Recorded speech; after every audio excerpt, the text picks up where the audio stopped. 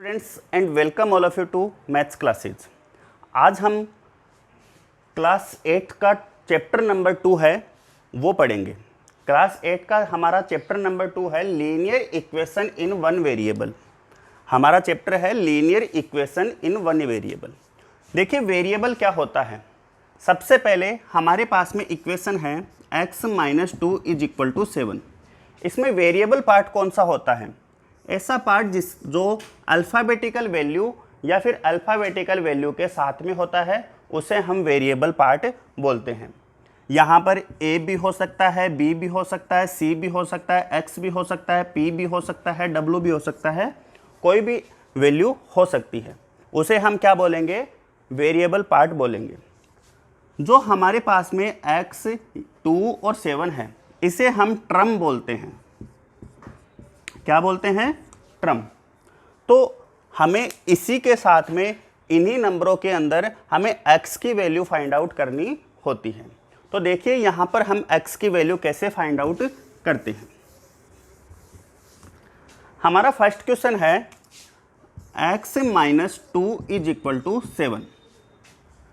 अब हम देखते हैं, देखिए जब कोई वैल्यू है इक्वल के एक साइड है और हमें उसको इक्वल के दूसरी साइड ले जाना है, हमें क्या करना होता है? जो वेरिएबल पार्ट होता है उसे हमें इक्वल के एक साइड रखना होता है और जो विदाउट वेरिएबल पार्ट होता है उसे हम इक्वल के दूसरे साइड ले जाना होता है।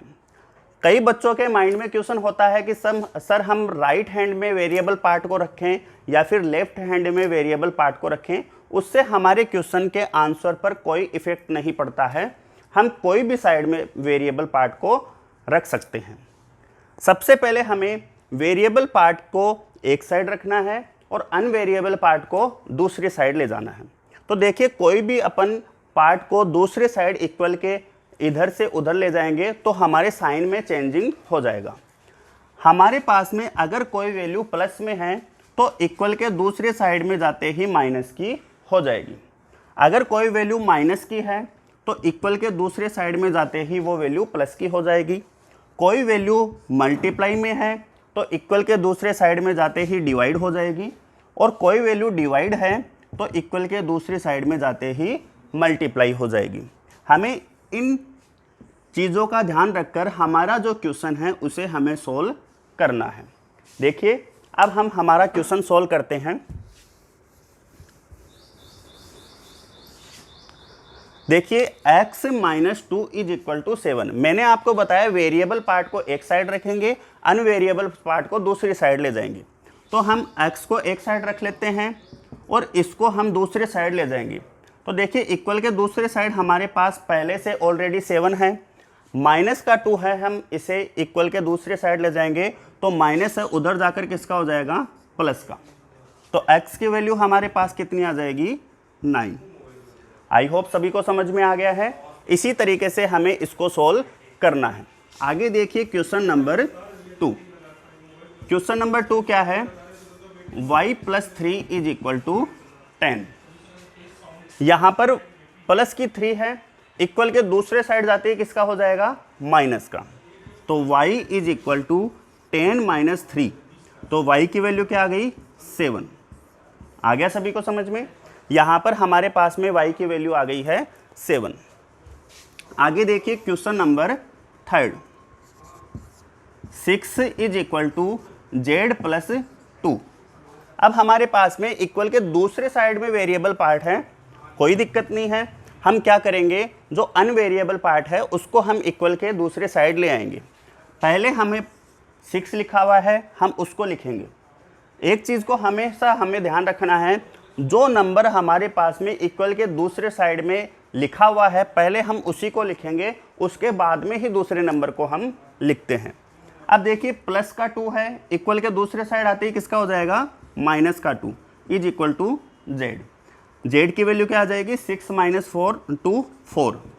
तो z की वैल्यू हमारे पास आ गई 4। आ रहा है सभी को समझ में? आगे देखिए क्वेश्चन नंबर 4। देखिए क्वेश्चन नंबर 4 क्या है? 3/7 + x = 17/7।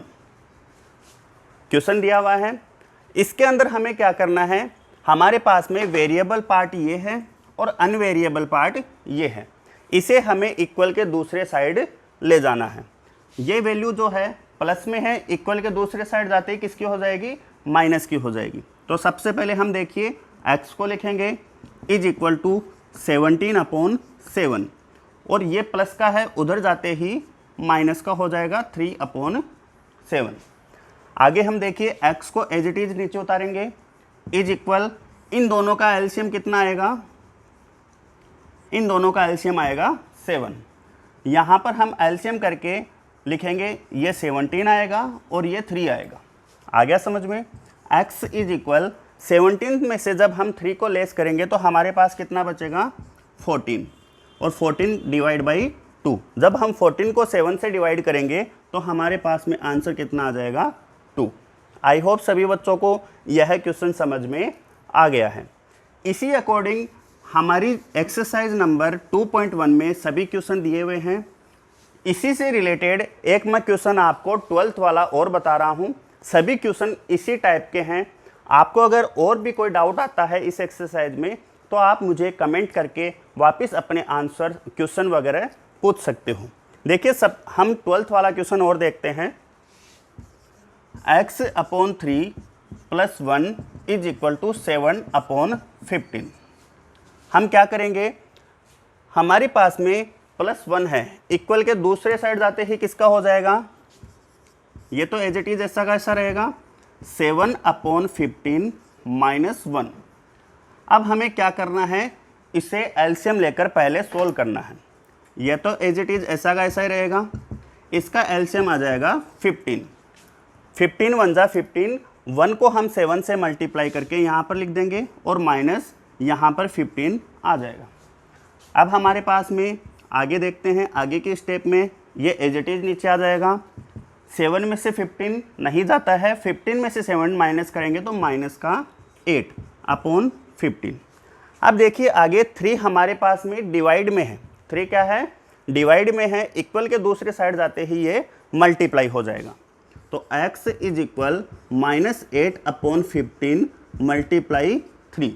अब 3 से हम इसको 15 को काटेंगे, 3 5 जा 15, तो हमारे पास में x की वैल्यू क्या आ गई, -8/5। आई होप सभी बच्चों को आज की जो एक्सरसाइज से रिलेटेड हमने क्वेश्चंस देखे हैं वो सभी को समझ में आए हैं। इसी टाइप के आपके एक्सरसाइज के क्वेश्चन हैं, आपको इन क्वेश्चनों को सोल्व करना है। किसी भी क्वेश्चन में आपको डाउट आता है तो आप कमेंट में मुझे वापस से अपने क्वेश्चंस पूछ सकते हैं। Okay, thank you and good luck.